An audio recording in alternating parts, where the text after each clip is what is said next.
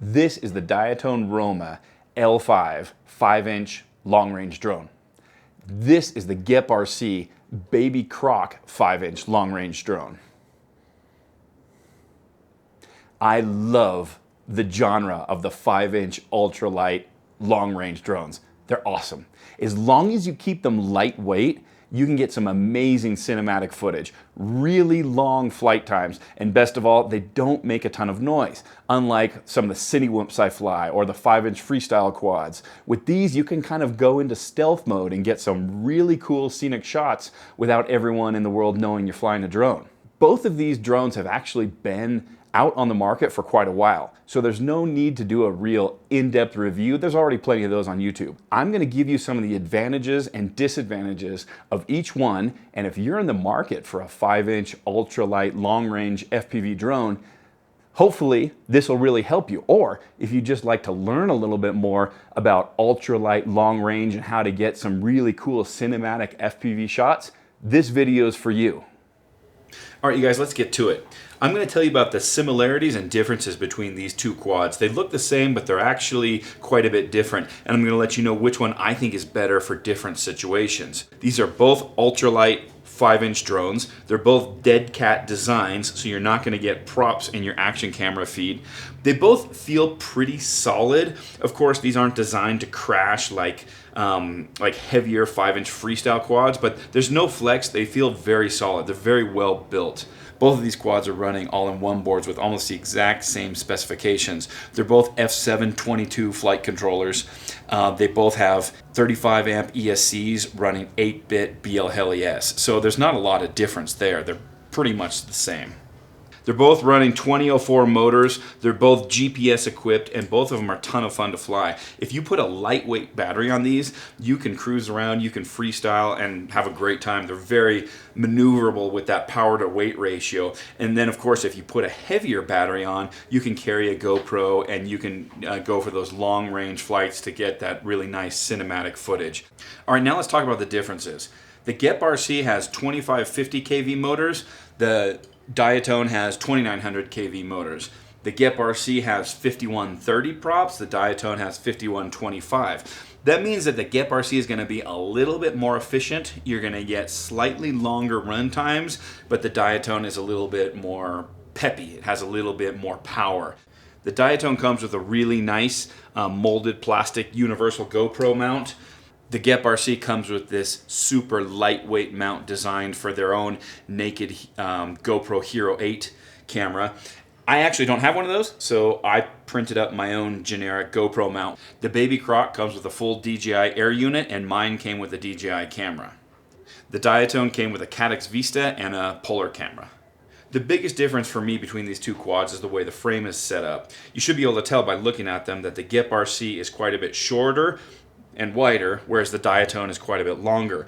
And the reason for that is the GepRC is designed for their own lithium-ion 4S packs, and when you combine it with this minimalist camera mount that they give you, it looks like it's just the right amount of space. Whereas with the Diatone, because you're getting a standard GoPro mount, and because you have quite a bit more space there to run whatever battery you'd like, you have a lot more flexibility as far as which cameras you can run and which batteries you can run.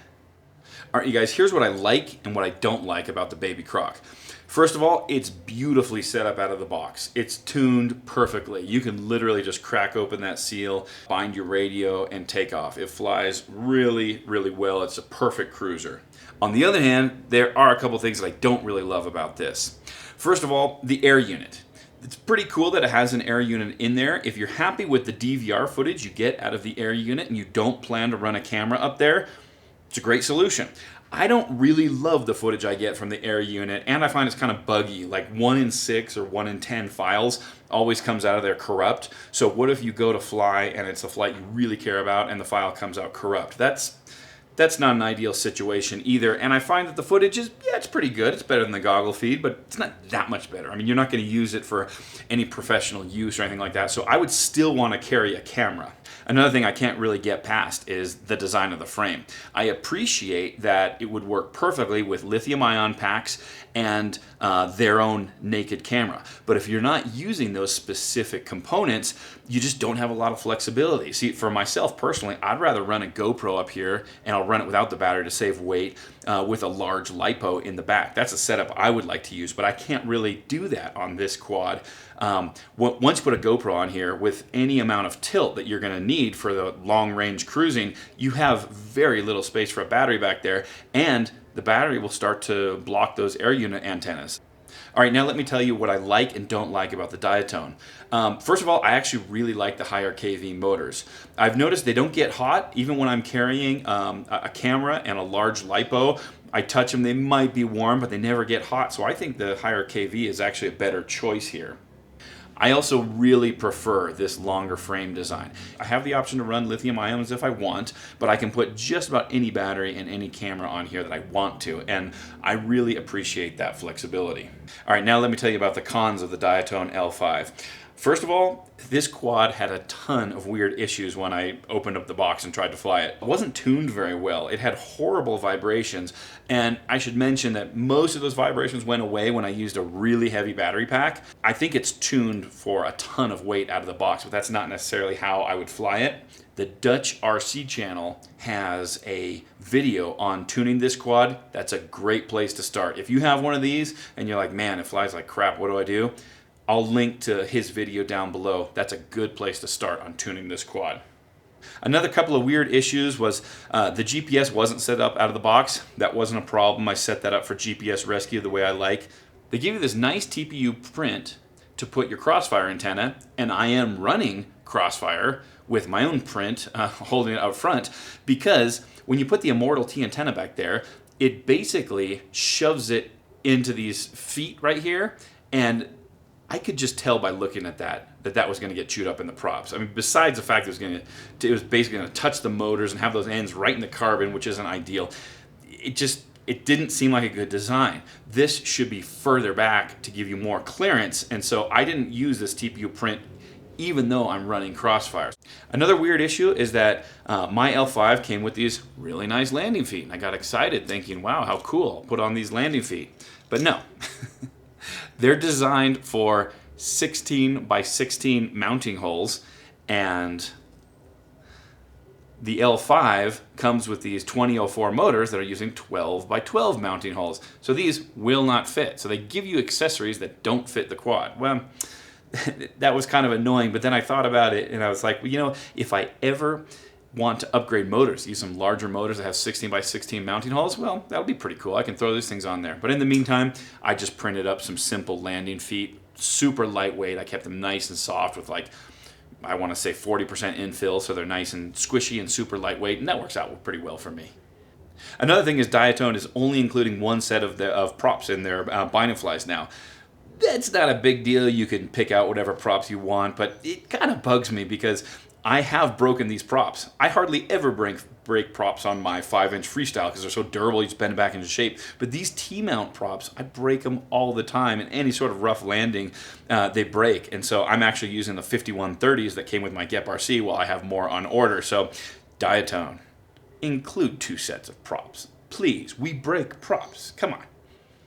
All right, you guys, now let's talk about which one might be better for you.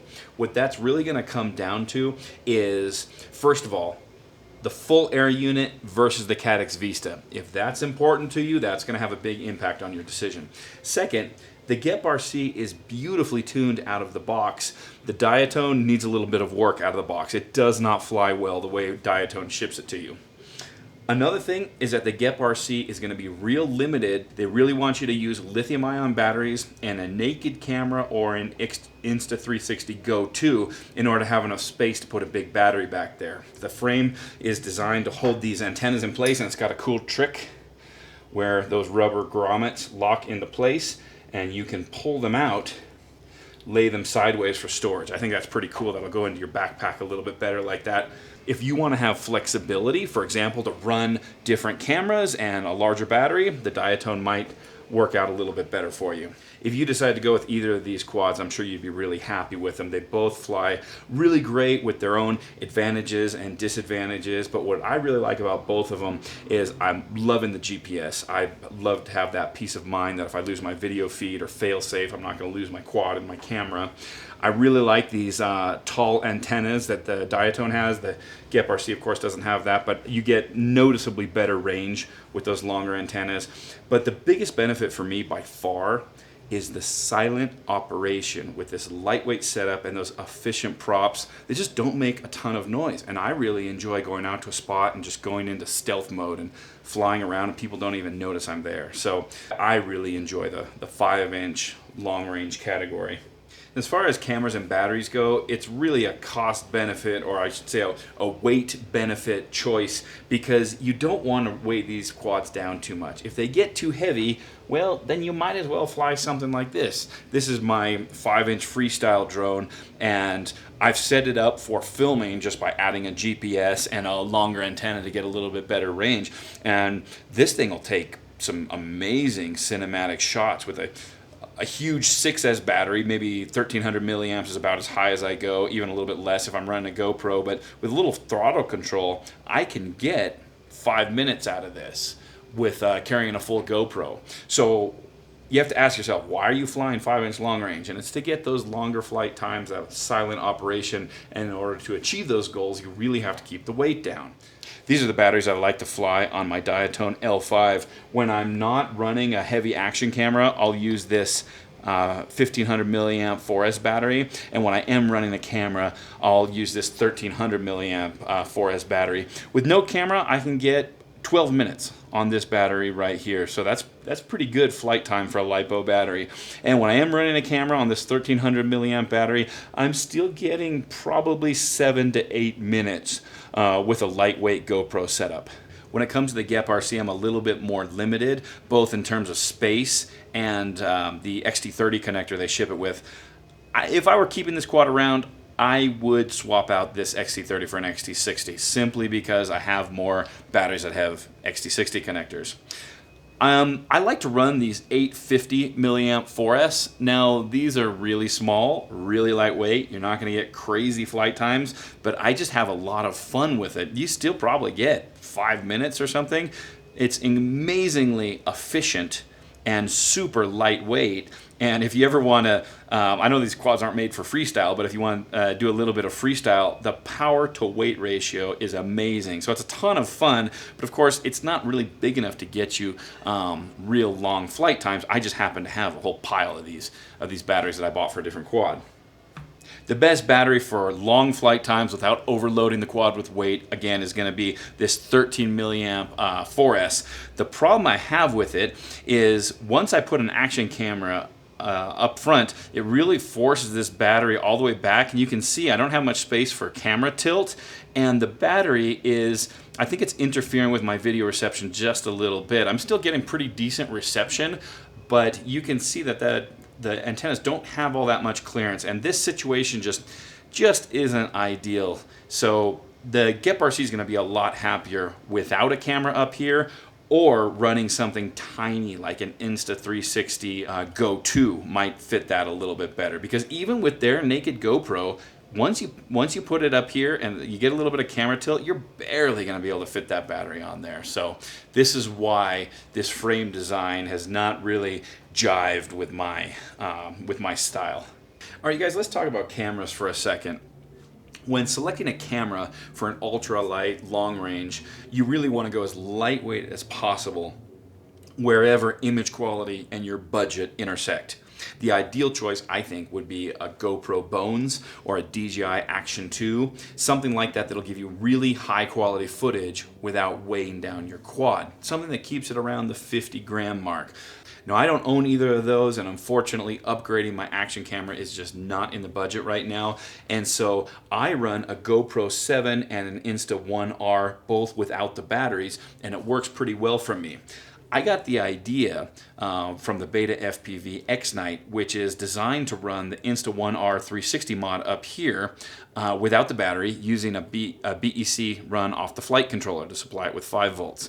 And this quad actually flies really well. You get that same silent operation. You get 5 minutes off of this 1000 milliamp 4S. It's a pretty fiddly build inside to keep it ultra thin, but that's an issue for another video. So after running a full-size action camera without a battery on what is essentially a very similar quad, I got the idea to run my full-size action cameras without the battery on these long-range quads, and it works pretty well. Here's how I run my GoPro 7. It weighs 89 grams without the battery.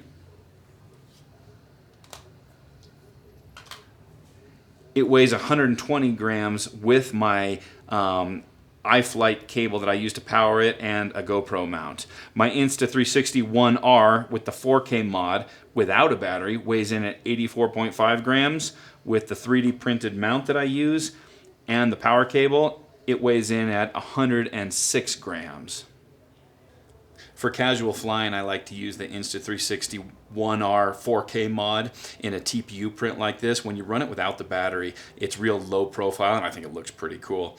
The image isn't quite as good as a GoPro, so for professional work, you really want to use a GoPro. It's got the best dynamic range and image quality of any action camera that I've tested. I will be upgrading to a GoPro Bones as soon as I can afford it.